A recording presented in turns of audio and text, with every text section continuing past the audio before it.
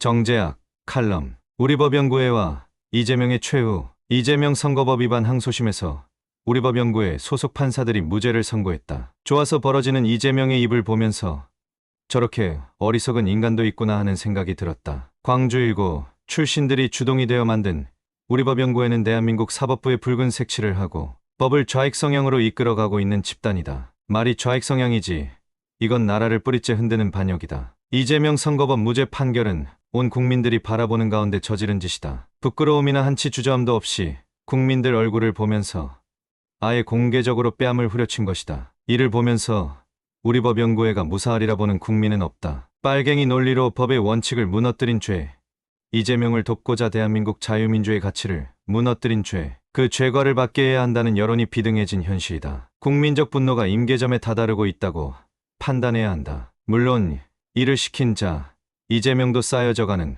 국민적 분노에 죄가 되어 녹아내릴 것이라는 결과론도 만만치 않다. 그래서 이번 판결이 이재명의 최후를 앞당기고 있다는 점에 한 표를 던진다. 우리법연구회가 자행한 기교사법에 의한 판결은 모든 사법인의 명예를 추락시켰다는 점에서 이의가 있을 수 없다. 이에 대한 관용이 있을 수 없으니 우리법연구회 또한 이재명과 최후를 같이 하리라 본다. 이재명은 재판에 관련된 7명의 측근과 관련자들이 죽을 때 단 한 번도 애통해하거나 눈물을 보이지 않았다. 인간적인 동정심이나 따뜻한 양심이 없는 자였다. 이재명은 무엇보다 인간성에 문제가 많은 사람이었다. 그러므로 최후에 이르면 이재명은 우리법연구회도 죽음으로 몰아넣고 떠난다는 생각이다. 교도소 교정직에 근무하는 분들의 말을 들어보면 정말 타고날 때부터 악인인 사람이 있다고 말한다. 또한 타고난 착한 사람도 있다는 것이다. 성선설과 성악설이 아니더라도 인간은 두 종류 유형으로 태어나는 것이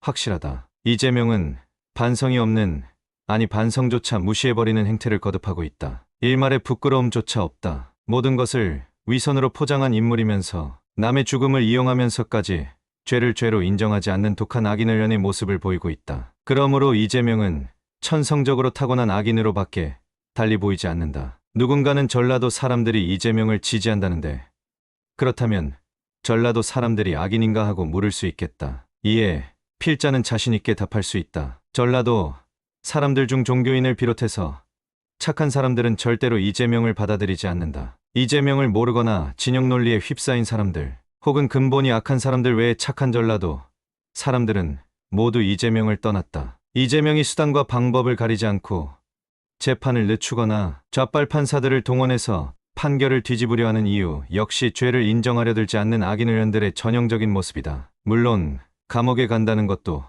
두려운 일이다. 그러나 이재명의 감옥행은 이미 정해진 수순이다. 아무리 사법부가 좌빨 판사들로 인해 난장판이 되었다고 하더라도 자유민주와 사법의 정의를 숭상하는 정의로운 판사가 없을 수 없다. 이재명이 암살 의혹을 제기했다. 누군가 러시아제 권총으로 자신을 암살하려 한다는 제보가 있었다는 것이다. 그리곤 잠시 잠적하였고 나타날 때는 두툼한 방탄복을 입고 있었다. 저는 살고 싶은 것이다. 이재명은 지금도 변함없이 자신은 감옥에 가지 않으리라 다짐하고 있을 것이다. 법원에서 보낸 문서 수령을 거부한 사실만 치외 재판을 기피한 여러 사실을 합하면 모두 64회에 이른다. 아주 발악을 하고 있는 중이다. 그렇다면 암살이든 자살이든 죽는 것 외에 다른 방법이 있겠는가? 노무현은 죽음으로 모든 것을 끝냈다. 당시 노무현은 김지아 시인처럼 주변으로부터 죽음을 요구받고 있었다. 재임 기간 동안 친북행위와 경제를 망친 대가로 국민들과